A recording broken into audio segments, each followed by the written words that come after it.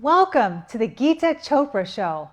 This is your time to heal naturally. Embrace nature's healing energy. Get back in tune with your higher self through yoga, meditation, healing foods, living in balance, healthy relationships, and harnessing the true power of prayer. You are powerful. You are loved. And you can do it. I am Geeta Chopra, and let's heal together, naturally. Welcome to this week's episode of the Geeta Chopra Show.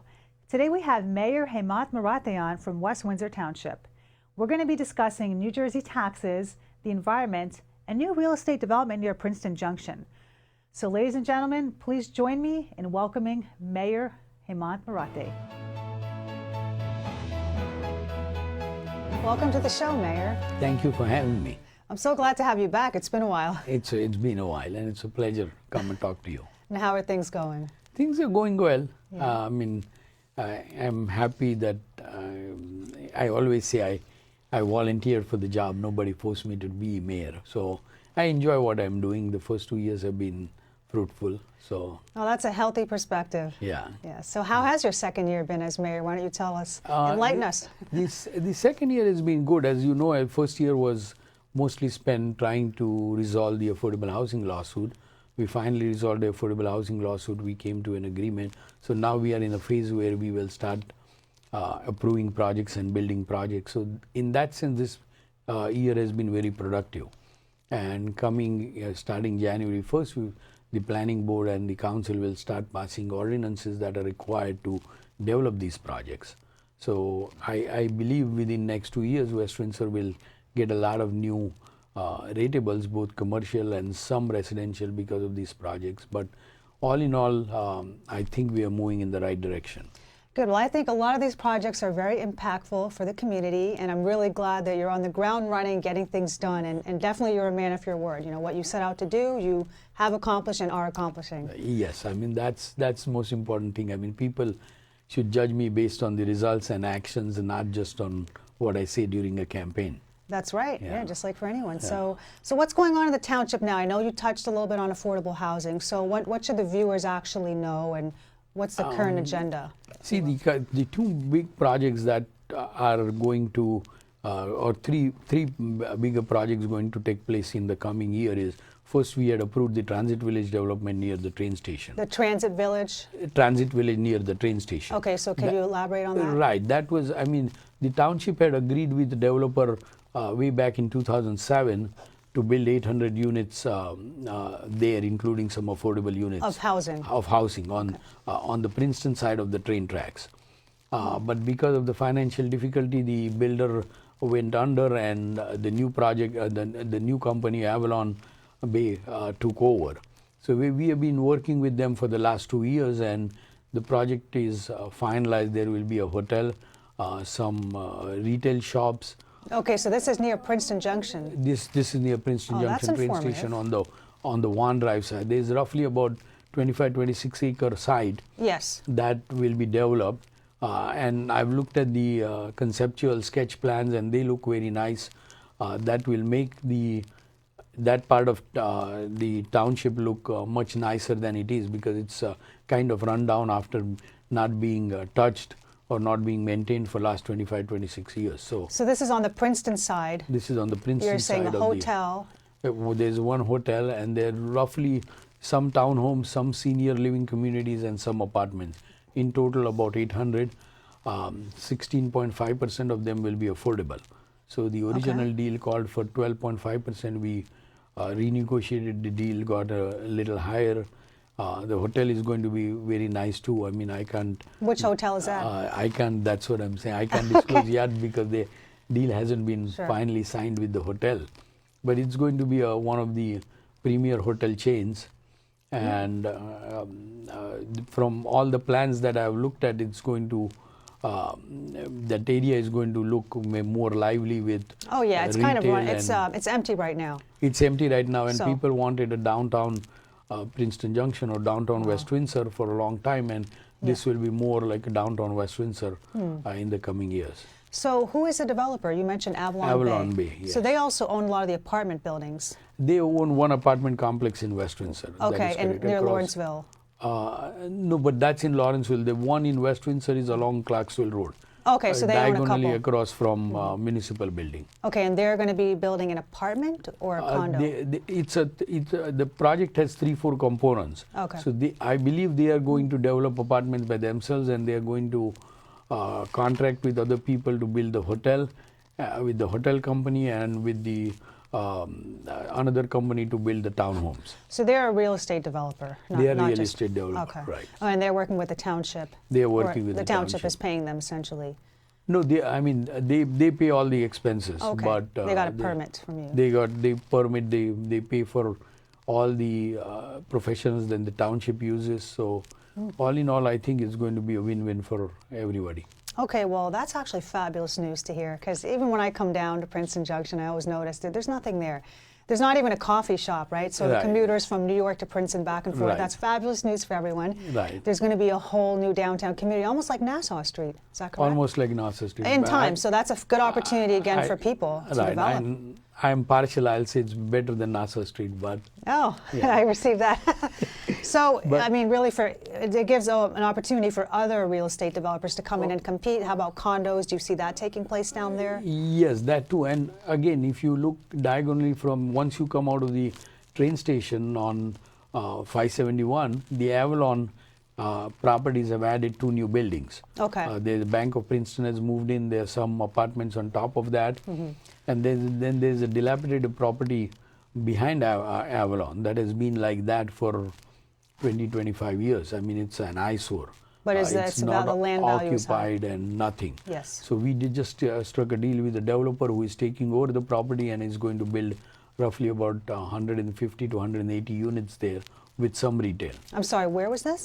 This is diagonally. Once you come out of the train station, okay, or you cross 571 on Cranberry, you go to Cranberry Road, it's on your left. And they are building 150 units of apartments. Apartment. Okay, so we have Avalon building an apartment. We have them. So there's at least 2 apartment buildings coming up. Right, because we had settled with the affordable housing and the code, and our number was about roughly 1,500. Okay, so some of these are affordable housing. Yes, some of them. Yeah, every developer is required to do. The lowest we have is 16.5 with Avalon, but it goes as high as 25%. Okay, and I mean, I have to ask this, as it might be a direct question, but do you think that'll bring the value down over time? Or is this a great new opportunity for a real estate property to come up in a new community emerging, or because of the affordable housing? No, but see, West Windsor always had the way we do affordable housing is they are all integrated. So looking from outside, you won't be able to tell. So it won't run down the area. We won't run down the area. We don't have 100% affordable units anywhere. So if you look at any of the existing affordable units in West Windsor, they're all looking nice. They're well maintained. And you can't tell from outside which is affordable and which is a regular. And I guess the kind of people who would come, so you're looking at mostly working professionals, YP, like young professionals who commute to New York. And I would personally suspect that the people who work in Manhattan would want to move there as opposed to anywhere else far further away from the train station. Get on the train, come home on the train. Absolutely. I mean, you can walk. I mean, in fact, Avalon, I was just talking to the Ellsworth. I was just talking to the owner at the opening of Bank of Princeton, and whatever 6 or 8 apartments he had in those 2 buildings got rented just like that. And half of them don't even own. And what about sale, like even condos? For rental, Yeah. but half of them don't even own a car. Because Princeton Junction train station, they can just walk across. So you don't need a car. Yeah. You really don't need a car if you live there. Well, I guess the issue is if you live in Princeton, you still kind of need a car because you're not living in Manhattan where you can walk to the corner store. Which is true, but once this area develops, you will get a lot of shops right then and there. Even the Ellsworth Center has a lot of shops. Okay. There's a pizza shop right across where you can walk. They'll start building Whole Foods. Everything's going to come in. Yeah. So tell me about the timeline on this. As I said, after 1st of January, we will approve the required ordinances to make the project going forward. But all the work that needs to be done behind the scene has been progressing very steadily. So Okay, okay. I'm very optimistic. And do you things will plan on move being fast. in office for to see this project through, or do you think it'll go into the next administration? I mean, my term is there's 2 more years left on Right. my term. So I at least hope to see substantial completed, and then if I run and get re-elected again, then I hope definitely before my second term ends, this project will be complete. Yes, well, we hope you get reelected again, Yeah. viewers. Okay, so what's your role been in this whole, I guess, project, if you will? I mean, essentially the buck stops with me. I mean, I have to agree with the developer and then convince the council to support these projects. Okay. And I'm very proud that every affordable housing project in the township has passed with a 5-0 vote. Even though we may 5-0, yeah, so for the proposals that you have. every proposal or every plan has been passed by a 5-0 vote. That's been the record, wow. So the council members have worked with me at least on these issues, and that township is much better off because of that. Like we have settled with the excellent. court, we have stopped paying the lawyers, and instead of spending money effectively where it helps the community. Right, and you're talking fiscal conservatism, right? So like trying to create more jobs, create more housing instead of giving handouts. Correct. Is that what we're talking about? Right. Okay, so I mean, on that note, let's get into a more touchy topic, so taxes. Now, New Jersey is known as the exodus state, which means that a lot of people here are basically going to Florida or Texas, where there is no property tax, where there is no income tax. But we don't need to get into income, but let's just focus on property tax. What's your take on all that? Because it's in some ways it's cheaper to rent here, whereas that's not ideal. You know, renting is always, it's not an investment. So you want to own, and you can kind of own for the same amount of money. You know, your mortgage usually equals the rent, but the taxes is where the line breaks. So what's your view on that? See, the real estate taxes is very high, and that's a Yeah. very pressing issue, especially for a community like ours, because we are considered as a wealthy community. Princeton, you mean? Or The West Windsor. West Windsor. I mean, they are A through F, and all the communities in New Jersey are divided into various categories based on income. We are at the highest level, F level. So the state aid is very less. That's what is The being state aid. the state aid to the school district and state aid to the township. Oh, so the people make up for this. Essentially, the people are paying Okay. for the state through the township and through the school district. As you know, I was a school board president before I became mayor. Yes. In 2007, school board received about $11.5 million of aid from the state. The aid went down to $3 million the year in 2010 when financial crisis happened. But sadly, this is 2019 and the aid is still not back to the 11.5 million level. Okay. So all these years, if you look at the aid that we should get, that has been essentially subsidized by local taxpayers. So even if the state gives us the same aid that it gave us back in 2007, that was 12 years ago, right? We would be able to much better control our taxes. And the same is true on the on the township level. The aid we get from the state is very limited, and they essentially siphon it off to finance other part of the state economy. And Okay. that is, at some level, I can understand people who can afford more should pay more, but there's a limit to that. Right. And this seems completely unfair in the sense that after 12 years after that, our aid is not still back to whatever the level it was. And I bet funding in every other category by the state has risen above and beyond what it was in 2007. So in layman's terms, if I'm understanding this, so you're saying the state or the government, the central government is not giving the state enough funding. No, the state government is not. See, the state state collects all government's the not. property taxes. Okay. The state collects all the taxes and then distributes it to the communities as a part of state aid. Okay. It gives some aid to And the they're not school doing district. that, or there's a They are shortfall there. there's So I'm shortfall paying, so there. we have to. The community, the taxpayers, the local taxpayers are picking up whatever is not being funded by the state. And that's a source of a lot of people's anger out there. That's why I wanted to get into that. So what's, in your opinion, professionally, what is the root solution of that? Like, what can people like you do to resolve that right now for people who are upset? I think the state needs to completely revamp the way the state is funded or the services are funded. Because Is this political party based at all? Like, or is it nonpartisan problem? It's a non-partisan problem. I mean, Christie didn't do anything Murphy hasn't done anything because it's a when you change any tax structure, some people are hurt and some people are helped. But New Jersey is the only state other than New Hampshire which collects more in property taxes than sales and income tax combined. So where is this money going? So you're saying it's funding the schools and all the other, I guess, social public programs? Yes. I mean, see, Sweeney has been talking about the school funding formula. That's one of the big issues. I mean, the state will correctly point out that they spend roughly 33% of all school funding in the state. But most of them goes to about 10 or 12 Abbott districts. Okay. There have been districts who have lost student population, but they have been still getting more aid, which is essentially at the expense of districts which are growing. So is there mismanagement of funds is what I'm picking up on?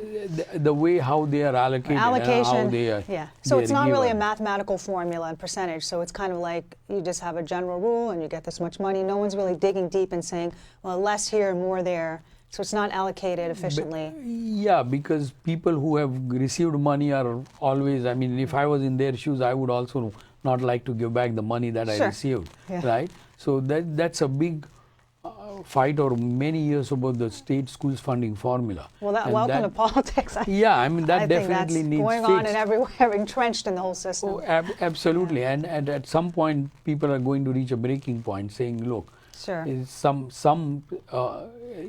fair that people who have the ability pay more, but there's a limit to how much more they pay. Well, yeah, I mean, taking from the rich and giving to the poor, that's communism. Yeah. So we're not a socialist country. Yeah. So that's not the solution. But we're hopeful for people like you in office to kind of address these, or at least bring these issues to the light, which have been in the dark for so long. We need to have an honest discussion and do. I mean, one of the things all politicians can do is stop making new promises because you can't even fund the existing promises. I mean, we can't fund existing schools and we are promising free college education, which makes no sense. First, at least fund the promises that you have been made, and then you can talk about new promises. Or at least when you make new promises, promise what you're going to cut, because these resources are very limited. Well, resources are limited, and it's unsustainable to expect the government to fund everything or the rich to fund everything, right? There has to be a balance. And the public also, people have to also pitch in and make their share, right? Correct. So there's no handouts. But yeah, I mean, I can't imagine what you deal with on a on a daily basis in politics. Right. So, I mean, yeah, we know New Jersey's an exodus state, and that's been an issue on the forefront probably for many decades, I would assume, before you even arrived and became mayor. What are some other issues that you encounter or that are really of pressing concern? I know we talked about the environment, but what else is on your desk that's urgent? See, environment is always urgent because people need to do something, or people feel the need to do something. And in that regard, I always feel that the best environmental policy is to use every resource most efficiently. And that means money, time, and efforts. I mean, there are a lot of people, for example, there's a plastic bag ban being proposed in our township, an ordinance that I had to veto. That's a very valid concern, but something like that should be dealt at a state level or a higher level. You cannot go to 500 municipalities in New Jersey and try to pass an ordinance on every little thing about environment.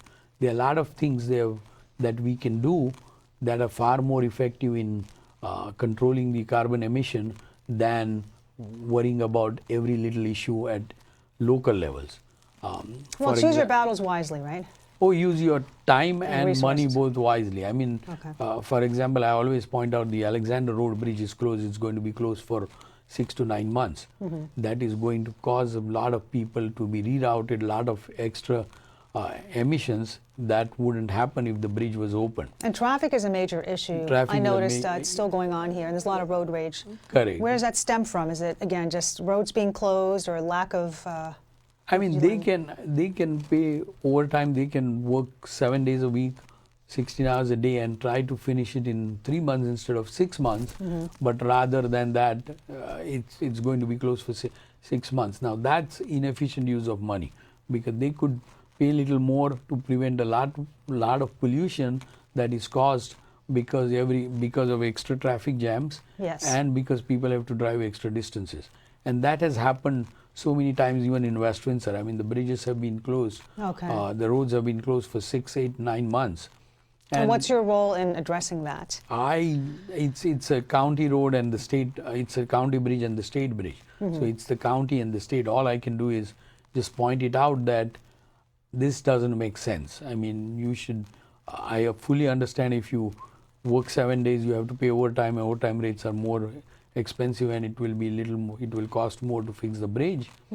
But at the same time, that money is spent efficiently, because that will prevent a lot of pollution from happening, and that will prevent a lot of people from driving extra distance for an extended period of time. Okay. But nobody's looking at issues like that. That can be solved far more easily. Well, you sound very well informed and understanding of the issues. Just sounds like there's a lot of red tape to get to the actual solution. Is that typical in your field? Yes, and a lot. I mean, if every person examines how he or she lives their life, they can do 50 different things that will help the environment. Self-accountability. Without forcing anybody to do anything. Sure. Right? I mean, during the discussion, one of the examples I also gave was I was at in Pittsburgh, Heinz Field for football game. When was that? When second or third week of the season, when Seahawks is my team. When Okay. Seahawks played the Steelers. Well, your daughter's in Pittsburgh too, And right? my daughter is in Pittsburgh. But the one thing I noticed, there are very few water fountains in the stadium. That is probably on purpose, because then people are forced to buy bottled water. Right? Okay, so capitalism. But that bottled water is a plastic bottled water, right? If you force the stadium to put water fountains everywhere, some people will still buy water, but a lot of people will not, lot of that thing will be prevented. Okay. And the other example I gave, they won't let ladies bring purses larger than certain size. Because they bring their own Because food? of the food, or because of the whatever the safety concerns. Okay. Right? But a lot of perfectly good purses were just thrown in garbage. Okay. Just at one, the security station I went through, I saw 3 or 4 in the garbage bag. So there must be hundreds thrown every game. I see. Right? It may be less as you go in the season. If you look at the landfills, that's a big issue. Yeah, but they at least donate them to somebody who can use them. They were perfectly good purses. Well, plastic takes how many years to decompose? Thousands of years. Yeah. So if you actually Google some of the pictures of plastic bottles, they're sitting there for centuries. There are a lot of things like that we can do very easily and very effectively, which will actually help the environment without trying to do controversial things. So first we should do things that are very easy to do, which will give you bigger bang for your buck than trying to go to every township and pass every ordinance that you want. Okay. Which is very anti-environment, I think, because of the resources you spend. Now, are you getting any pushback on the real estate development project near Princeton Junction? Not really. I mean, that project was approved in 2006.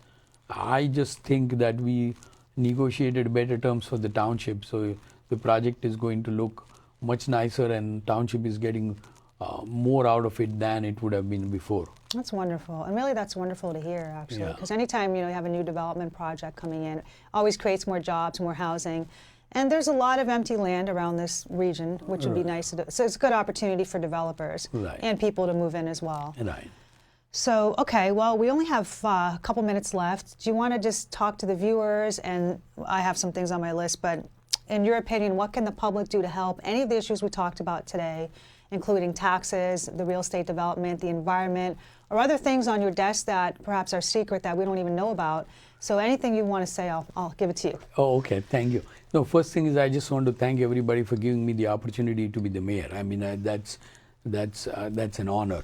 But essentially now, because of the social media and outlets, it's so easy to keep informed. So one thing, if I can tell people, is be informed, participate in the discussion. I'm always on Facebook. I always respond to queries. I always tell people that if you ask me a question, you will get an answer. You may not like the answer, but you will get an answer. That's what I believe in. So I've been very transparent. Be involved, understand the issues, and make a decision based on what the real issue is, not just what you feel or based on heart. Because at the end of the day, the results are more important, and how our township develops is more important, and all of us working together, I'm sure we will be a much better township 2 years from now and 6 years from now than it is today. Excellent. Very well said. Thanks, Geeta. Well, thank you. It's been an honor and a privilege to have you. I know you have a busy schedule, so thanks for dropping into the studio.